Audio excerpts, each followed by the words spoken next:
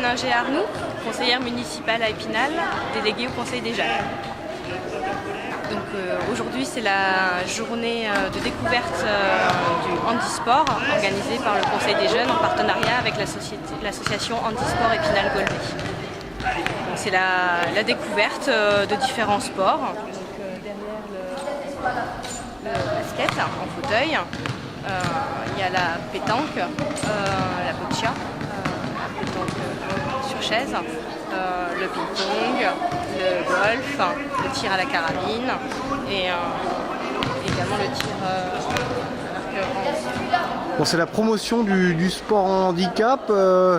Est-ce qu'il y a une image à redorer ou est-ce qu'elle souffre d'un manque de considération ce sport, le handisport là? Il y a un constat, il y a deux choses. Il y a déjà prendre conscience à tous les sports, à toutes les associations sportives d'Épinal du handicap et de comment on peut dans son sport l'adapter pour différents handicaps. Et il y a également les personnes handicapées qui ne sont pas forcément au courant que des sports existent pour eux. Donc c'est ces deux côtés. Et également que les sportifs valides puissent découvrir un petit peu le sport autrement, voire aussi avec un handicap qui peut arriver à tous, qu'on peut quand même continuer à pratiquer son sport. Comment ça se passe? Il y a une bonne ambiance là? Tout le monde se prête au jeu? Eh ben oui, on voit des valides en fauteuil et les personnes handicapées effectivement leur expliquent un petit peu. Alors vous avez essayé le basket en fauteuil. Alors forcément gérer un handicap c'est pas évident. Hein. C'est ça, il faut cumuler quand même la gestion du fauteuil avec le ballon. Donc on cumule les difficultés. Il y aura d'autres journées organisées dans ce sens ou il y en a une par an? Pour le moment on en organise une par an. Il y aura peut-être des évolutions à faire parce qu'on souhaiterait montrer un petit peu, parce que chaque complexe sportif a des adaptations. Donc est-ce qu'on organise sur une journée pour montrer les différentes actions de chaque club, ou au contraire on cible une journée. C'est un développement à prévoir.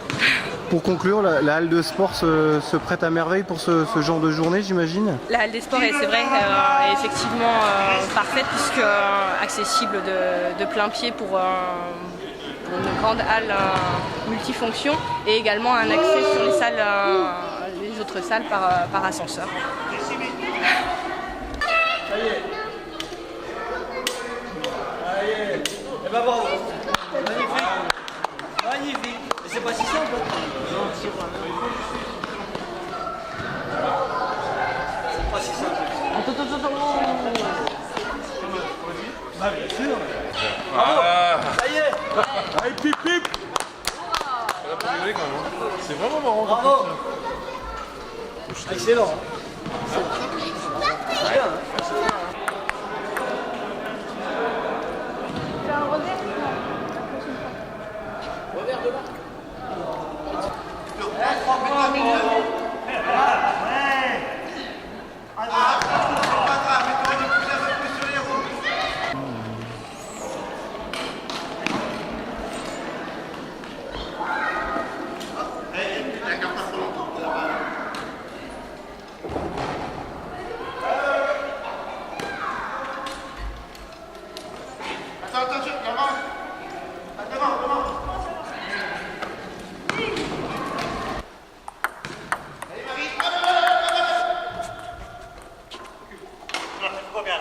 Parce qu'on a une grande relation avec Éric Laurent et puis toute son association.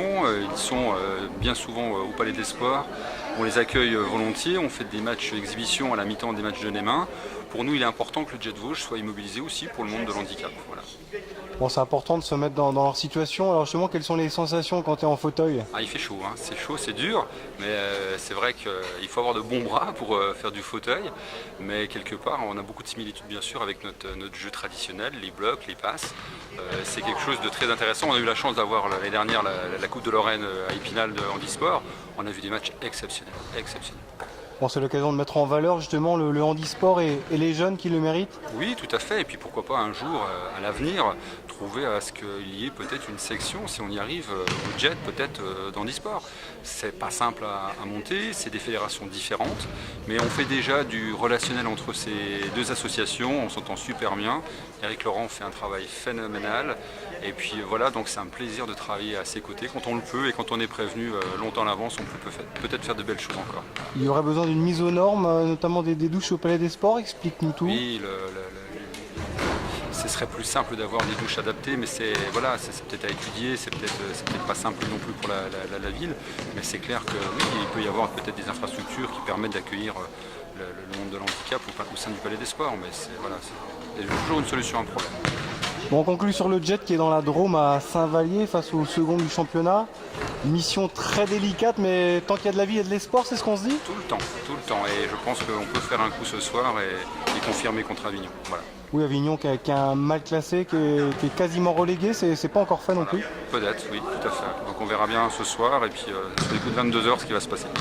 Est-ce qu'il y a un petit peu de démobilisation en cette fin de championnat? Comment tu l'as senti en tant que président? Non, pas foncièrement une démobilisation. Des intérêts peut-être personnels de certains par rapport à des stades, par rapport à une fin d'année où il faut qu'ils se montrent aussi. Et puis on verra l'année prochaine, on verra bien, on fera l'analyse de tout ça très prochainement. Bon, c'est Laurent Mathis qui gère le sportif, mais a priori, il ne devrait pas avoir beaucoup de changements en vue de la saison prochaine? Je ne sais pas et je ne répondrai pas à cette question pas au bon moment, posée au bon moment.